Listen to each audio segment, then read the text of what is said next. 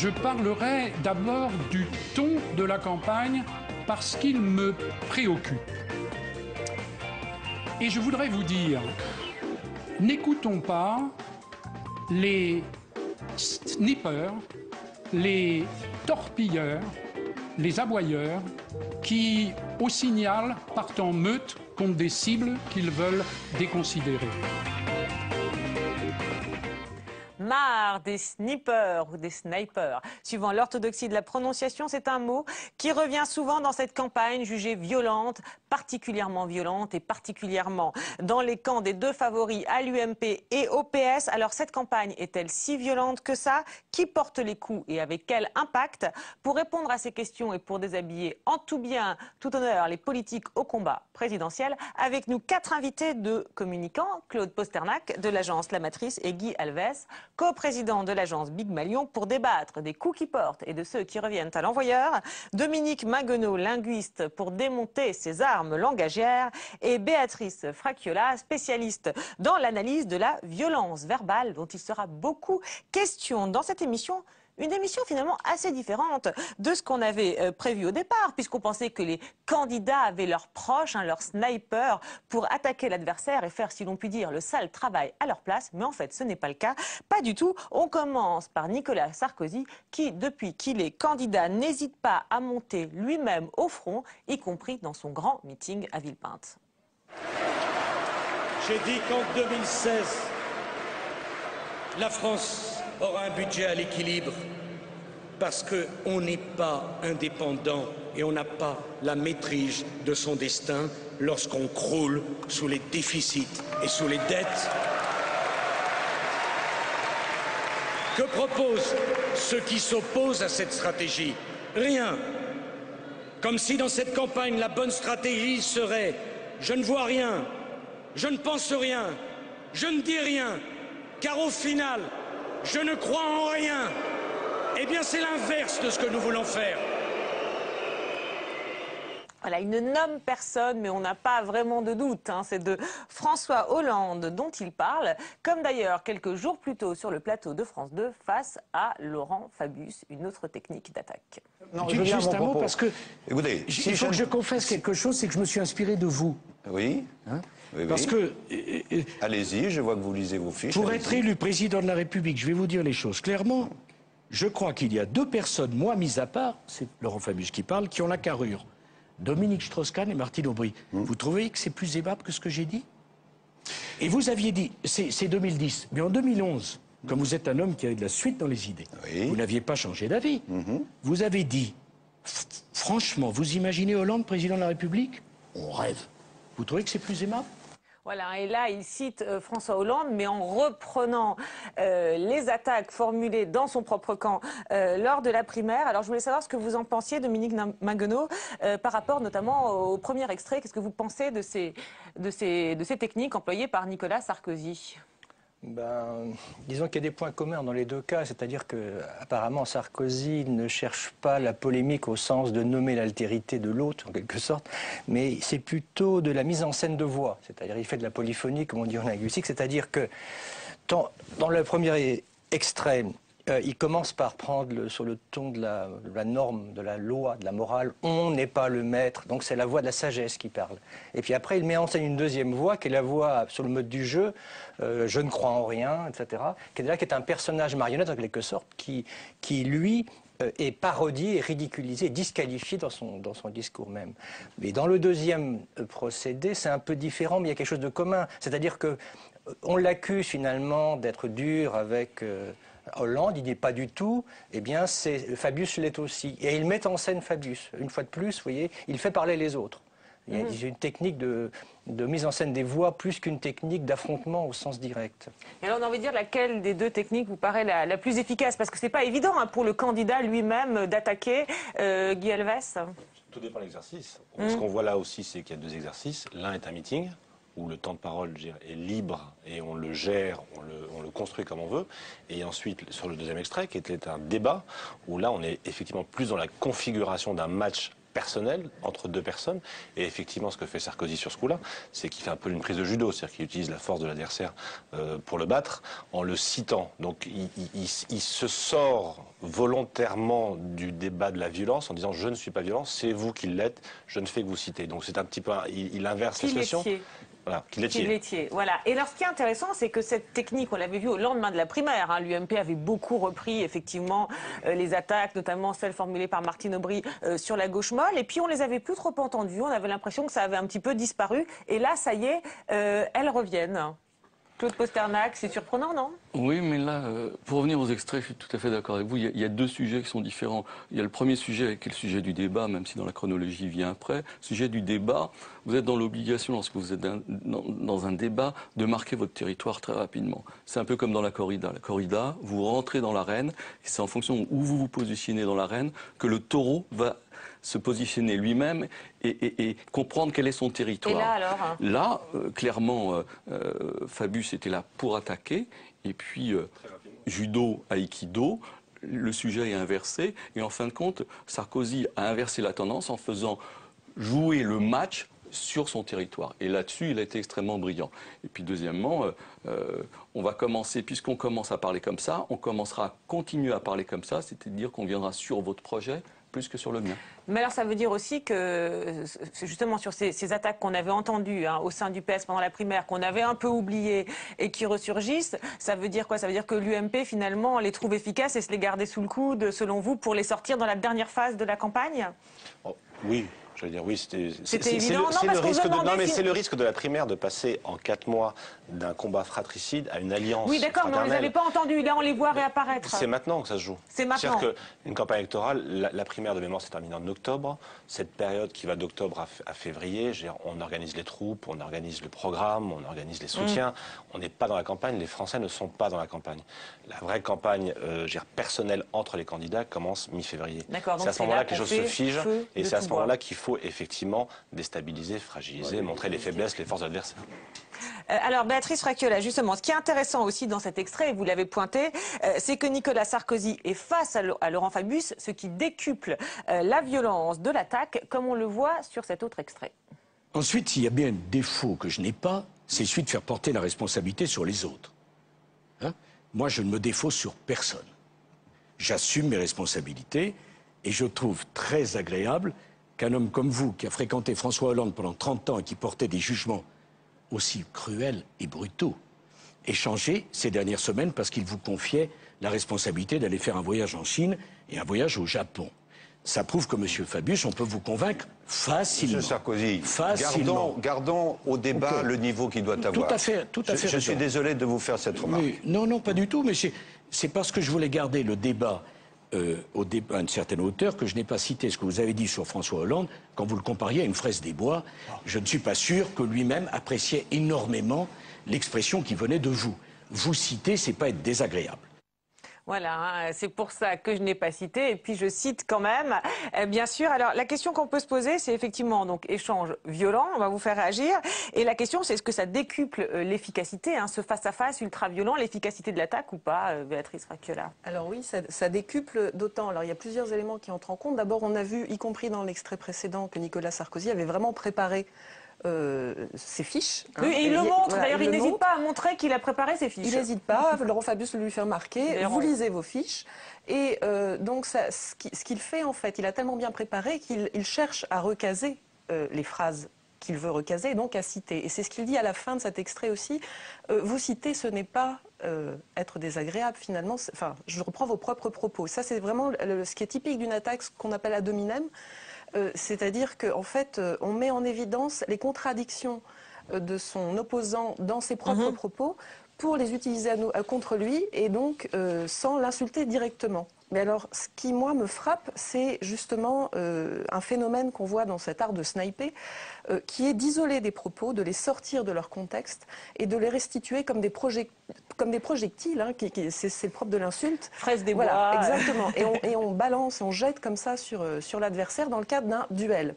Et ça aussi, c'est intéressant, c'est de voir qu'avant, il y avait des duels. Le dernier, je crois, c'est 1967, c'est Gaston Defferre contre René Ribière, enfin, un duel comme ça. Mais des vrais duels, hein, voilà, parce qu'aujourd'hui, maintenant, quand on dit duel, on pense duel présidentiel. Exactement. Non, on parlait de vrais duels, on se tire pas des fraises de bois, mais des vraies balles, d'accord. Et ce qui est intéressant, c'est de voir que, finalement, avant, il y avait l'efficacité des vrais duels, dans le sens où on se tuait, mais c'était un peu malheureux. Et maintenant, il y a une efficacité qui est remise sur les mots, mais comme justement c'est déplacé, il y a aussi l'effet chorus qui vient amplifier ça pour... C'est quoi l'effet chorus? C'est l'effet chorus, c'est les snipers des différents camps politiques qui se répondent et qui reprennent. Qu'on va voir, d'accord. Les réseaux sociaux.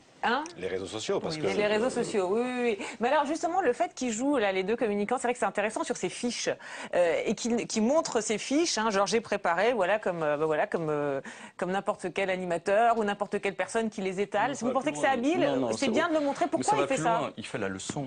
Ah, c'est ça, les fiches, c'est pour montrer qu'on fait la leçon. Il fait la leçon.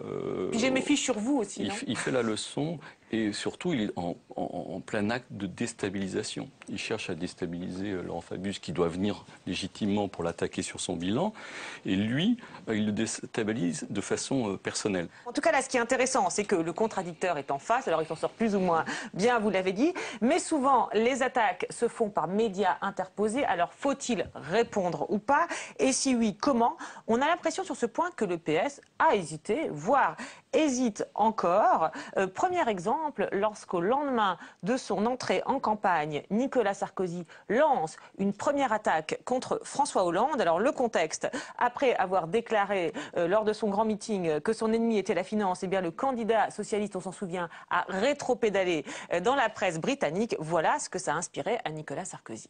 Quand on dit à la presse anglaise qu'on est libéral et quand on vient expliquer aux Français que l'ennemi, c'est la finance, on ment. On ment matin et soir. Et ce mensonge n'est pas à l'honneur de celui qui le professe. Dans la vie, on peut défendre toutes les convictions. On peut même choisir son vocabulaire en désignant des ennemis. Mais dans la vie, on a un devoir d'honnêteté, un devoir de courage. C'est très violent et pourtant, surprise, très peu de réactions au PS, hormis celle du candidat lui-même. On l'écoute. Je ne veux pas rester sur des pugilats, sur des phrases, sur des invectives. J'ai entendu les propos où on vous fait bonne mine dans l'émission et on fait des attaques qui, à mon avis, n'ont pas de sens quand il y a en plus falsification, caricature, manipulation. Donc moi, je vous veux ne rester mentez pas du matin au soir, comme digne. il vient de le dire à voilà, Annecy. vous faites bien de rappeler ces propos pour conforter exactement ce que je viens de vous dire. Alors, il ne veut pas rester sur des pugilats et pourtant, quand même, manipulation, caricature. Il attaque ou pas, là, Dominique Magonneau? Qu'est-ce que vous en pensez? Parce qu'on a l'impression qu'il attaque sans le vouloir. Qu'il veut faire genre, je veux pas attaquer, qu'il le fait quand même. Il faut bien comprendre qu'il y a une antinomie ou une contradiction dans l'exercice même de la campagne électorale. D'un côté, il est convenu, c'est une norme reconnue officiellement, qu'on ne descend pas au niveau de l'attaque personnelle et qu'on reste au niveau des arguments politiques, donc des contenus. Bon, ça c'est la norme. Mais la réalité, c'est qu'une élection personnelle, car c'est le cas, se fait en disqualifiant l'adversaire. Donc automatiquement, on est bien obligé de disqualifier la personne, puisque c'est sa personne qui est censée lui donner l'étoffe du gouvernant. Donc il y a une contradiction. Alors qu'est-ce que fait Hollande? Dans un premier temps, il dit... Parce que l'autre attaque pour le coup vraiment. Je reste en haut. Donc l'adversaire est disqualifié parce que lui est allé en bas. Mais quand même...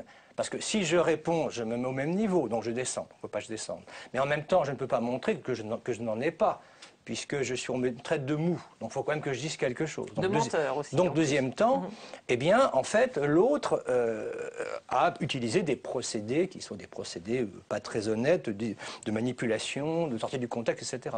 Mais je ne pense pas qu'il pouvait faire tellement autre chose, puisque à partir du moment où on admet comme norme et qu'on veut se présenter comme un homme au-dessus de la mêlée en quelque sorte, un présidentiel, et qu'en même temps il faut bien faire le combat, accepter le combat, eh bien il faut bien avoir ces espèces de compromis. Dans un premier temps on ne répond pas, dans un deuxième temps on répond un petit peu, mais pas trop quand même.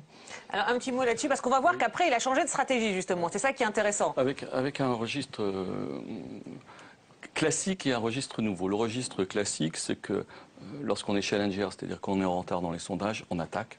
Et lorsqu'on est devant, on n'attaque pas. Donc le schéma classique, c'est le challenger aujourd'hui, c'est Nicolas Sarkozy, il attaque, c'est tout à fait logique. Et François Hollande, qui vit sur le matelas qui s'est constitué pendant les primaires, qui existe, essaye de conforter ce matelas. Ça, c'est un schéma normal. D'accord. Mais le nouveau schéma, qui est lui véritablement innovant, c'est que c'est la première fois qu'on voit aussi fortement un président sortant en tant que challenger. Parce qu'en général, qu'est-ce qui se passe? Si on se rappelle les débats, ils étaient devant dans les sondages. Ils sont devant et ils épousent naturellement la fonction de président, c'est-à-dire qu'ils gardent la distance. Et même, on le voyait dans les débats présidentiels, dans les cadres qui étaient faits, lorsque Giscard parlait, il voulait être pris en cadre serré, parce qu'en cadre serré, il donnait de la distance. Donc en fait, cadre on n'a pas de précédent sur le distance. fait que le président sortant soit le challenger et attaque. Mais il y a quand même quelque chose qui fonctionne très bien, c'est que ces deux rôles, c'est le rôle rêvé pour chacun. Pourquoi? Parce que Nicolas Sarkozy n'est jamais aussi fort que lorsqu'il est dans la difficulté et qu'il est challenger, et il adore ça. Et François Hollande, il est naturellement dans la conciliation. Mais enfin là, il est quand même, est-ce qu'il est dans la conciliation quand il dit falsification, manipulation, caricature? Oui, mais attendez, quand même, là, il y a une journaliste qui lui dit des mots extrêmement violents, il est obligé de répondre. Mais c'est pas lui qui porte l'attaque. D'accord. Alors un petit mot là-dessus, puis on va voir effectivement que ça a quand même changé après. Ce qu'il faut comprendre, c'est que c'est très compliqué de gérer une avance. Alors, gérer du retard, au final, c'est assez simple, il faut cogner. Gérer une avance, on ne sait pas s'il faut accélérer, s'il faut redescendre dans l'arène et se battre, s'il faut rester au-dessus. Si vous descendez, vous passez effectivement, comme vous disiez, pour quelqu'un qui baisse de niveau, qui n'est pas présidentiable. Si vous restez trop là-haut, vous passez, et c'est l'angle d'Ada de Sarkozy, pour un type qui est mou, pour un type qui refuse de combat, qui n'a pas d'idée, etc.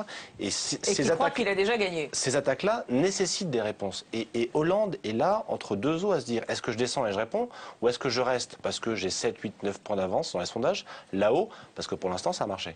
C'est très compliqué pour eux. Alors, c'est compliqué, surtout que là, ce qui est surprenant, alors très surprenant, c'est qu'il y a quand même plein de gens au PS qui auraient pu contre-attaquer et que cette première fois, eh bien, François Hollande est quasiment le seul à répondre. En revanche, quelques jours plus tard, lorsque Nicolas Sarkozy réattaque, toujours sur le même thème, dans un meeting, ça se passe pas pareil. Je vous propose de commencer par réécouter Nicolas Sarkozy. Où est la vérité? Quand on ne dit pas la même chose selon l'interlocuteur auquel on s'adresse? Où est la vérité quand on dit tout et son contraire? Où est la vérité lorsqu'on est d'un côté de la Manche ou de l'autre, quand on fait semblant d'être Thatcher à Londres et Mitterrand à Paris?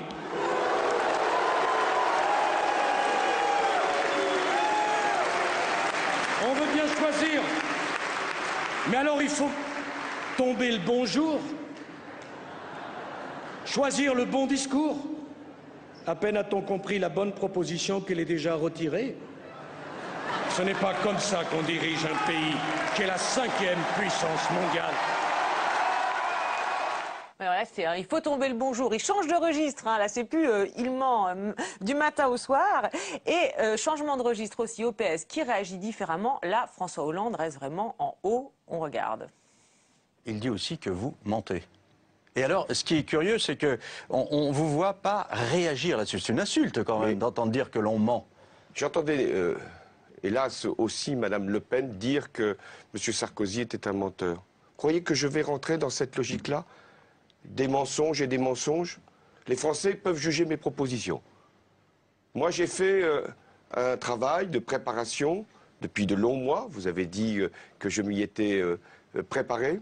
J'ai présenté au Bourget 60 propositions. Elles sont sur la table. On peut les approuver. On peut les contester. Elles sont là. Bien. Dites-moi qui, et notamment le candidat sortant, a fait le même exercice.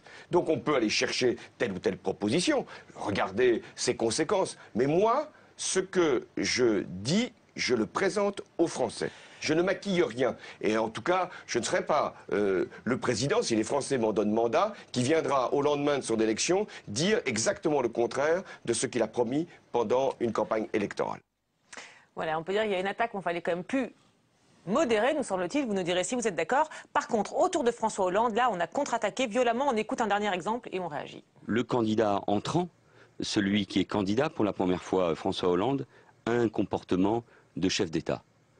Quant à Nicolas Sarkozy, il a un comportement de chef de clan. Moi, j'ai été marqué par un discours que j'ai trouvé, au fond, celui d'une vieille droite, rance, étroite, mesquine, expliquant que la gauche n'aimait pas la France. Mais de quel droit qui est-il pour dire cela?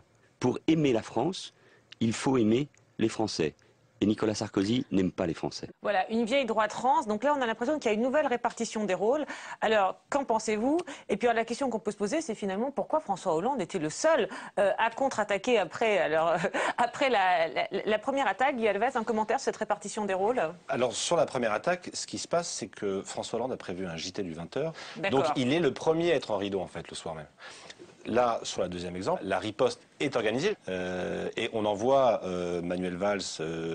D'ailleurs, c'est souvent il n'est pas le seul. Non, mais là, il n'est pas le seul. Ce qui est frappant, c'est qu'ils y vont tous. On les a pas tous passés. Ce qui est drôle, c'est qu'il reprend la phrase de Mitterrand en parlant de Balladur et de Chirac.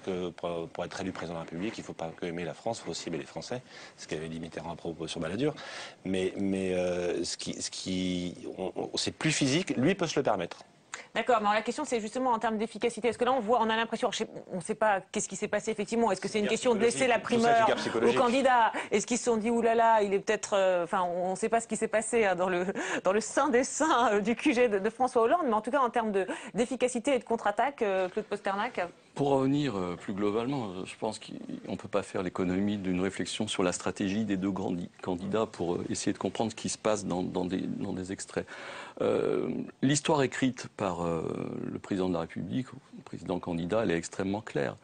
Il dit, avec d'autres mots, mais ce qu'il dit en raccourci, c'est on est en guerre, c'est la guerre économique. Dans la guerre économique, il faut un chef. Je suis ce chef, et puis ça veut dire que la gauche, elle est très gentille, mais elle a des vieilles idées, elle ne peut pas répondre à la question. Ouais, enfin, là, ce qu'il dit surtout, c'est quand même, d'abord il ment, et puis après, il fait de l'ironie sur ce mensonge. Non, mais il y a une petite phrase qui est fondamentale à la fin. C'est laquelle? 5e puissance mondiale. Il renvoie toujours à des valeurs qui sont...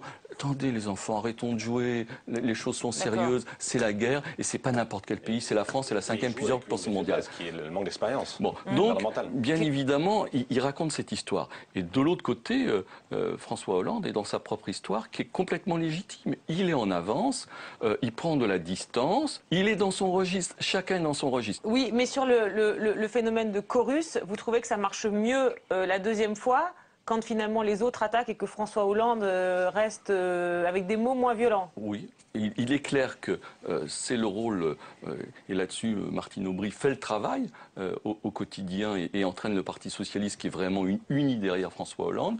C'est au lieutenant de faire ce travail-là et c'est surtout pas à François Hollande de mettre les mains dans le cambouis. Dominique Maguenot, parce que c'est vrai que je voulais savoir déjà ce que vous pensiez des deux réponses de François Hollande, parce qu'effectivement, il contre-attaque quand même, mais d'une manière peut-être plus soft. Allez, faisons-nous aussi un anglicisme. Et puis aussi, soft. Et puis il y a aussi cette formule du candidat sortant. On connaissait le président sortant. Là, maintenant, chez François Hollande, on parle de candidat sortant et puis de candidat entrant dans la bouche de Manuel Valls. Je voulais savoir ce que vous inspire cette formule visiblement trouvée par Guillaume Bachelet, désormais fournisseur d'armes pour François Hollande. Pour ce qui est de la deuxième question à propos du candidat en sortant et entrant, bon, c'est un mécanisme classique de recatégorisation, c'est-à-dire qu'effectivement, cette élection est très bizarre, puisqu'il y a quelqu'un qui est président-candidat, donc il cumule deux rôles, et l'autre qui n'est que candidat. Donc toute l'astuce consiste à essayer de ramener le président au rôle de candidat, mais c'est ce qu'avait fait Mitterrand avec Chirac, enfin il y a un épisode célèbre, Monsieur le Premier ministre, etc. Oui, il y a deux candidats, un entrant et en sortant, et on oublie le président. Il y a toujours un qui est plus égal que l'autre. Bon, donc il s'agit effectivement, par une astuce lexicale, de resymétriser et de redonner la valeur positive à celui qui est justement entrant, puisque l'entrant des valeurs a toujours plus de valeur que le sortant. Mais je voudrais juste revenir sur un tout petit point, c'est Olivier Mazerolle. On n'en parle pas. Mais je ne sais pas si vous avez remarqué, c'est pas Hollande qui dit qu'il est insulté, c'est Mazerolle qui lui dit c'est une insulte. Et vous répondez pas. Et vous répondez pas. Autrement dit, on voit bien l'intérêt des médias. L'intérêt des médias, c'est d'extraire d'un discours d'une heure 3 phrases qui pourraient s'interpréter comme disqualifiantes, et qui le sont d'ailleurs, mais qui ne sont pas des insultes au sens strict. Il n'a pas dit à Hollande en face menteur. Et donc on voit bien qu'en disant c'est une insulte, il lui enjoint de répondre. Pourquoi? Parce qu'on voit bien que l'idéal, ça serait que BFM TV, dans une demi-heure, puisse mettre en première nouvelle réponse de Hollande, et puis que Sarkozy réponde, etc. Alors on voit bien que l'intérêt l'intérêt de Hollande n'est pas du tout celui-là. Il ne veut pas, effectivement, se symétriser avec Sarkozy. Voilà. Un petit mot sur cette violence, puis vous disiez... Oui, en fait, moi, il y a quelque chose quand même qui me paraît important, c'est que s'il répondait, en plus, ça entérinerait les propos. C'est-à-dire, je me fais traiter de menteur, si je réagis là-dessus, ça veut dire que, oui, je me sens agressée, je me sens attaquée, je me sens insultée, donc... Ça veut dire que je suis vraiment menteur. D'accord. Non, mais parce que c'est pas facile de voir dans quelle mesure il répond pas, tout en faisant semblant de pas répondre. Il répond en disant, Marine Le Pen a dit elle aussi. Donc en fait, il dit la même chose de Nicolas Sarkozy, mais avec cette extrême habileté de citer à nouveau les propos de quelqu'un d'autre. Et en fait, on voit que toutes les attaques entre les deux candidats principaux là se font vraiment sur ce discours rapporté de quelqu'un d'autre qui a dit. Et donc, c'est une façon justement de ne pas insulter, de ne pas aller dans cette projection directe et de faire de l'indirect tout le temps, et donc de se protéger. Oui, c'est vrai que quand François Hollande, effectivement, utilise Marine Le Pen, c'est une manière de dire que Nicolas Sarkozy ment, confère ce que faisait effectivement Nicolas Sarkozy au début. Sachant qu'il y a quand même, concernant Nicolas Sarkozy, et c'est assez intéressant aussi, dans les attaques, on a vu qu'il y a le mode humour, puisque vous dites, finalement, les médias extraient souvent les petites phrases, mais dans les petites phrases extraites, on va dire qu'il y a celle humour, qui fait dans le deuxième extrait, voilà, en ironisant, il faut prendre le bon discours, attention, et puis on entend la salle rire. Dans l'autre cas, il attaque brutalement. C'est vrai qu'on se demandait laquelle, dans deux meetings différents, deux techniques différentes. Que les deux techniques soient présentes, c'est souhaité et voulu, pour pas être uniquement dans le registre de la violence ou du léger que peut être l'humour. Après, ça s'adresse, chacun, en gros, Sarkozy met sa posture sur la table et que chacun se serve. Ceux qui préfèrent le Sarkozy drôle, zapper 1. Ceux qui préfèrent le Sarkozy violent, tapez 2. Ah bon, mais je mets les deux sur la table. Ah oui, d'accord, oui, c'est comme ça. C'est le même. Avant, c'est le même. D'un point de vue d'efficacité, aussi bien l'humour que la disqualification, enfin l'injure en général, ont pour vertu de souder le destinataire et le locuteur. C'est-à-dire que c'est destiné à exclure un tiers. Donc finalement, ce sont deux facettes différentes d'un travail d'exclusion du tiers, puisque le groupe n'est fondé que sur l'exclusion de ce tiers qui est le candidat adverse. Donc finalement, la dérision et la violence sont deux manières différentes d'arriver au même résultat. Oui, Béatrice Raquelin, un petit mot sur ces deux registres de Nicolas Sarkozy. Mais en fait, il y a une collègue, Dominique Lagorgette, qui est vraiment une spécialiste de l'insulte, et elle explique que on va rappeler tous les spécialistes de l'insulte en renfort pour nous dire à quel moment ils s'insultent vraiment. On associe vraiment l'insulte à la virilité, et souvent l'insulter à la féminité, et donc il y a un rapport de force de territoire très, très important, et ce qu'a rappelé aussi Dominique Magno, c'est que ça renforce l'identité en fait des camps. Ça renforce le côté vous êtes avec moi et on est contre. Et donc dans ce fait aussi de définir, de parler de l'autre toujours en creux, je me renforce moi, plus j'humilie l'autre, plus je me renforce. C'est vraiment, il y a cet effet de miroir, de ping-pong, de jeu. Mais alors constant. On dirait que le il ment matin et soir est peut-être plus viril, non? Si on est sur le... Mais la façon dont il le dit d'ailleurs, c'est-à-dire que quand il dit il ment, on voit son visage qui se crispe, il est très agressif. Quand il dit il ment le matin, il ment le soir, il y a une vraie... il est là physiquement. En tout cas, ce qui est frappant, c'est qu'on a vu vraiment une rupture. Vous dites effectivement cette phrase de Nicolas Sarkozy, il ment matin et soir, c'est son premier meeting lorsqu'il vient de rentrer en campagne. Et là, ça marque une vraie rupture pour le coup avec ce qu'on avait pu voir avant, pendant quelques semaines, où l'UMP semblait avoir du mal à trouver des arguments face à François Hollande, à moins que ça ait été une stratégie. On va voir si elle était efficace. Exemple, après le premier grand meeting de François Hollande au Bourget, celui où justement il avait désigné la finance comme adversaire, écoutez les snipers de l'UMP qui semblaient un peu embarrassés. Sur la forme, j'ai pas grand-chose à dire. C'est un discours de qualité vis-à-vis des militants socialistes. Pour moi, c'est plutôt le fond et ce qu'il incarne et ce qu'il a essayé de porter. Plutôt un discours hors du temps, c'est ça qui m'a frappé. C'est un discours qui aurait pu être prononcé probablement dans les années 60 ou 70, avec les mêmes militants, la même ferveur. C'est respectable, la gauche existe dans notre pays, le Parti socialiste est un grand parti, il a été le gouvernement, mais ça n'est pas adapté à la France de 2012. Dire la finance est notre ennemi, c'est aussi idiot, me semble-t-il, que de dire je suis contre la pluie, je suis contre le froid ou je suis contre le brouillard. Voilà, c'est idiot, dit-il, mais sinon il reste très posé, très mesuré. Ça nous change de ce qu'on vient d'entendre depuis le début de l'émission, mais qui avait lieu après. Et puis, il n'est pas le seul à l'UMP dans ce registre. Écoutez un petit montage. Il était bon. Sur la forme, oui, je trouve qu'il était plutôt pas mal. Une belle salle. Présidentielle. J'irai pas jusque-là et j'en sais rien d'ailleurs, mais sur le fond, oui, sur la forme, pardon, il y avait un truc qui était pas mal. Sur le fond, j'ai trouvé ça beaucoup plus fade, beaucoup plus creux. Écoutez, j'ai entendu une telle avalanche de compliments ce matin, hier soir, dans tous les médias et de la part de tous les soutiens de M. Hollande, que je vais me livrer à un exercice que je n'aime pas, qui sera exclusivement critique. Voilà, comme ça rétablira un peu la balance. Alors, sur quel point? Surtout d'abord sur la tonalité de ce discours et l'ambiance qui régnait. C'est un discours à l'ancienne, manichéen, le bien contre le mal, la droite contre la gauche. Bon, sur la forme, c'était un de ces bons gros meetings comme on sait les faire en début de campagne dans les grands partis politiques. Les couleurs, j'arrive. Il n'y avait pas de attendez, si, mais je vais vous dire, si. D'abord, il y avait le monde qu'il fallait, il y avait l'enthousiasme militant qui sied à ce type de meeting. Il y avait les people, d'ailleurs dont certains beaucoup moins allergiques au bling-bling que M. Hollande n'a l'air de le dire. Non, c'était de ce point de vue un lancement de campagne. Alors maintenant, François Hollande, quel est le reproche que l'on peut faire à François Hollande? C'est finalement d'être, comme on en parle souvent, on dit de lui qu'il est habile, qu'il est prompt à la manœuvre, à la tactique. Personne ne dit jamais qu'il est courageux. Qu'est-ce que c'est être courageux? C'est oser, quand on pense que c'est l'intérêt supérieur du pays qui est en cause, proposer des réformes difficiles au risque d'être impopulaire si on sait que c'est au service du pays. Or, hier tout l'après-midi, on a entendu l'annonce qu'on aurait avec François Hollande le Père Noël toute l'année.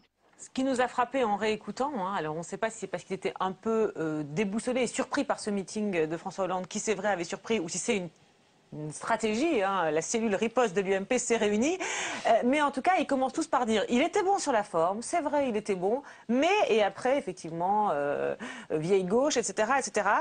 La question c'est est-ce que le fait justement de concéder ce bon sur la forme dévalorise, on va dire, enfin abaisse, diminue la violence de la contre-attaque ou pas? Dominique Mingonneau, qu'en pensez-vous de cette technique? C'est surprenant quand même. Oui, mais je ne sais pas si on veut parler de violence là. Ce qui est remarquable dans ces trois interventions d'hommes politiques de l'UMP, c'est qu'ils usent un vocabulaire d'analyste et même carrément de sociologue. Enfin, il y a même une généralisation. C'est le meeting classique, etc. Bon, il y a l'apparence, mais il y a la réalité. La réalité, c'est ce qu'ils appellent le fond. Et l'apparence, c'est quoi? L'apparence, c'est qu'effectivement, il y a des militants, il y a de l'enthousiasme, mais c'est un discours désancré, un discours du passé. Et donc, ce mouvement concessif, à mon avis, n'a de sens que parce qu'il y a une position d'analyste autorisée. Sinon, ça ne fonctionne pas. Ah, d'accord. C'est-à-dire que comme ils prennent cette posture d'analyste, ils s'autorisent une concession pour, après, effectivement, contre-attaquer. Pour une raison objective qui est purement tactique, c'est que le meeting du Bourget est un grand succès pour François Hollande. Donc, vous ne pouvez pas aller contre le courant. Contre tout ce qu'on a pu dire, voilà. Là, c'est vraiment un mauvais moment à passer pour l'UMP. Ils savent que, quoi qu'ils diront, ils ne vont pas être audibles. Donc, autant être le plus consensuel possible quand c'est possible. Le sniper, il a de l'utilité uniquement sur les points faibles du candidat. Mais sur les points forts, il devient un analyste comme un autre, c'est-à-dire il devient un journaliste un petit peu plus orienté. D'accord, mais c'est intéressant parce que ça veut dire que commencer par dire il était bon sur la forme, ça va pouvoir permettre de dire c'est pas le Père, il faut pas être le Père, on peut pas être le Père Noël tous les jours. C'est ça. Ça crédibilise la critique. C'est-à-dire, je suis objectif. Un point positif, un point négatif. Parce que ça avait été reçu sur le moment comme l'UMP un peu déboussolé, ils ne savent plus quoi dire, oulala. Je pense que vous pensez que c'est habile? Je pense que ce meeting il n'y a pas d'autre choix. A rendu service aux snipers de l'UMP parce qu'ils n'étaient pas prêts. Et que je pense qu'ils ont eu un sentiment de suffisance à l'endroit de François Hollande en disant c'est un petit mec, on aurait eu des SK, il y aurait un vrai sujet, François Hollande. Et il leur sort ce meeting alors que les types ne s'y attendaient pas du tout. Et d'où alors il y a l'effet de masse où on ne peut pas dire que c'est un truc raté, c'est-à-dire que sous couvert d'être totalement ridicule, donc ils sont obligés d'y aller en disant non, c'est pas mal, mais ils sont courts derrière sur l'argument. Il n'y a pas ces fameux éléments de langage. Personne ne sait quoi dire. On n'a aucune réponse cohérente. D'accord. Guénaud dit un truc. Tous, il est bon, c'est pas une stratégie. Ils ne sont pas mis d'accord. Non, il est bon, c'est que c'est une évidence.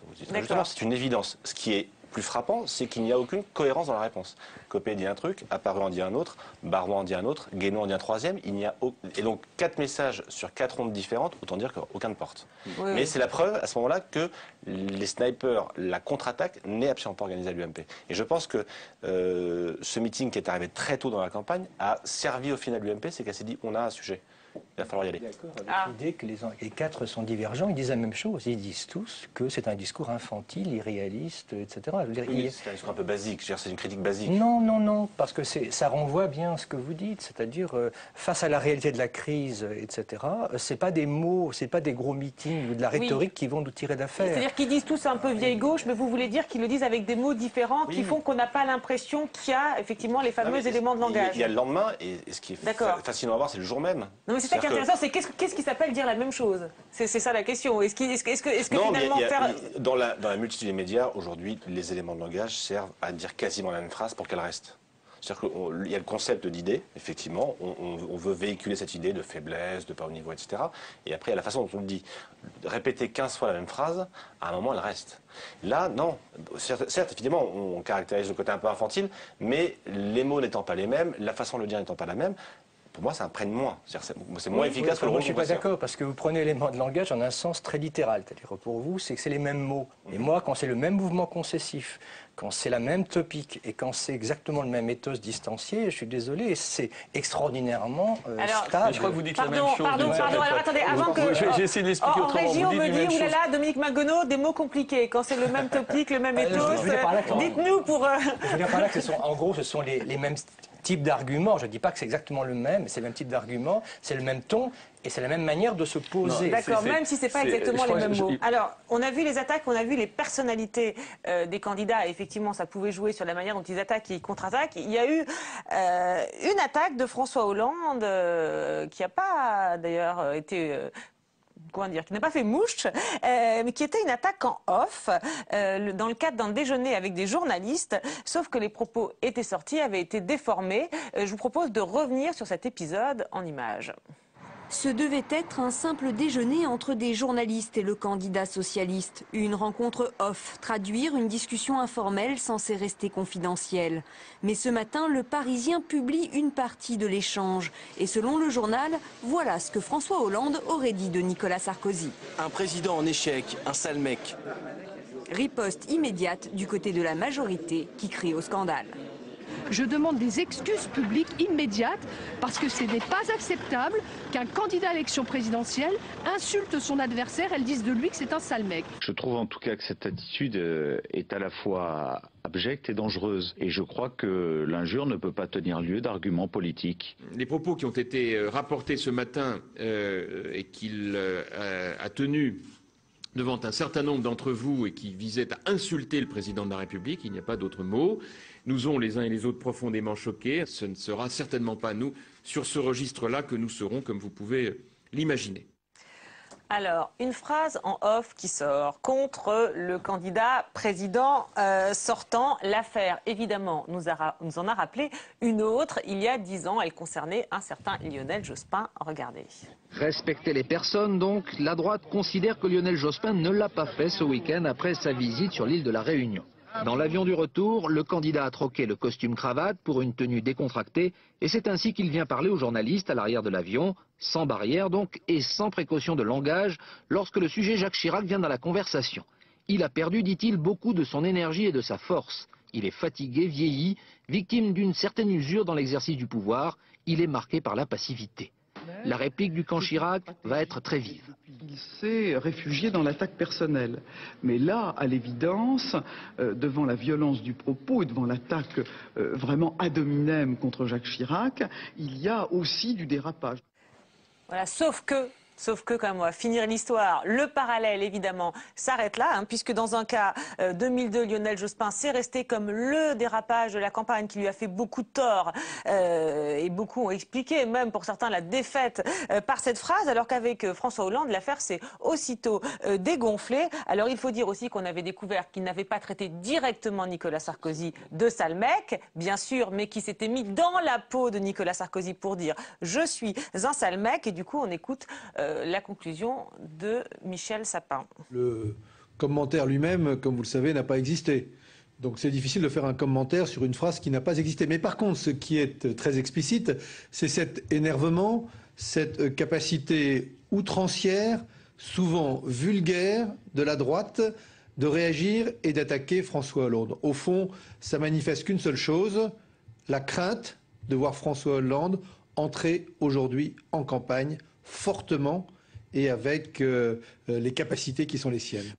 Cet épisode, il est intéressant parce qu'on voit bien que finalement, ça a commencé pareil.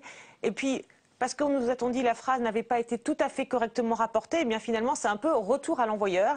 Alors on peut se demander quand même, voilà, pourquoi ces deux histoires se sont déroulées de manière aussi différente? Est-ce que c'est lié au contexte, à la posture, à la position du candidat, à la manière de contre-attaquer? Tout simplement, je voulais avoir votre regard aux uns et aux autres. Oui, alors allez-y, puis après on va faire réagir. Moi j'ai le sentiment qu'il y a une différence aussi majeure, c'est que Jospin n'assume pas ce qu'il a dit.